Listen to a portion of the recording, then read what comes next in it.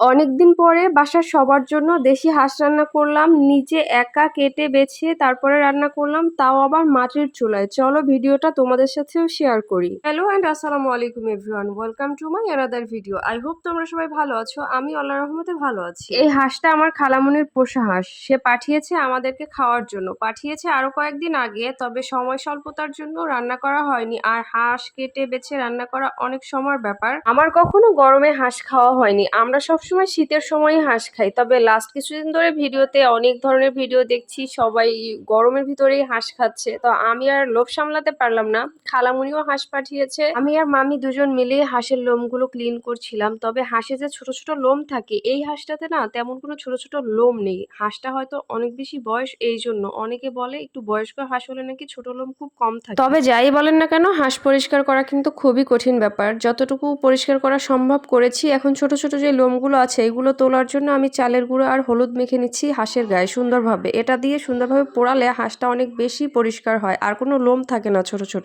আমি এই টেকনিকটা একটা আপুর ভিডিও দেখে শিখেছি। ওই আপুটা এভাবে পরিষ্কার করছিল, আমার মনে হচ্ছিল যে আসলে হবে না, তবে হ্যাঁ আসলেই অনেক সুন্দরভাবে পরিষ্কার হয়। এভাবে পরিষ্কার করলে একদমই কোনো ছোট লোম থাকে না, একদম সব উঠে যায়। হ্যাঁ, আজকের ভিডিওটা কিন্তু আমার মেয়েই করে দিচ্ছে। সে হচ্ছে আজকে আমার ক্যামেরাম্যান। সে হয়তো অনেক সুন্দর ভিডিও করতে পারে না, তারপরও আলহামদুলিল্লাহ যতটুকু করে দিছে। একটু ভিডিওটা কাপাকাপি করছে। আজকে হাঁসের জন্য মশলা আলাদাভাবে কষিয়ে তারপরে রান্না করতে চেয়েছিলাম, অ্যাজ ইউজুয়াল যেভাবে মুরগি রান্না করি। তবে আজকে নানু বলল কি যে ওভাবে রান্না করার দরকার নেই, একসাথে মাখিয়ে রান্না করো, তাহলে খেতে বেশি মজা হবে। যদিও আমার নানু হাঁসের মাংস খায় না, আমি এখানে মাংস রান্নাতে যে যে মশলা ব্যবহার করতে হয় সেগুলোই ব্যবহার করেছি। তবে মশলার পরিমাণটা একটু বেশি দিয়েছি, কারণ হাঁসের মাংসে মশলার পরিমাণটা একটু বেশি দরকার হয়, না হয় বাজে স্মেল আসে। রান্নাতে আদার পরিমাণটা একটু তুলনামূলক বেশি দিতে হয়, আদা রসুন, তাইলে খেতেও মজা হয় আর কোনো বাজে স্মেল থাকে না। আমি এইভাবেই সবসময় হাঁস রান্না করি। মাংস কষানোর সময় এত সুন্দর স্মেল আসছিল, মনে হচ্ছে এভাবে কষানো মাংস দিয়েই ভাত খাওয়া যাবে। বিলিভ মি, এত সুন্দর স্মেল আসছিল।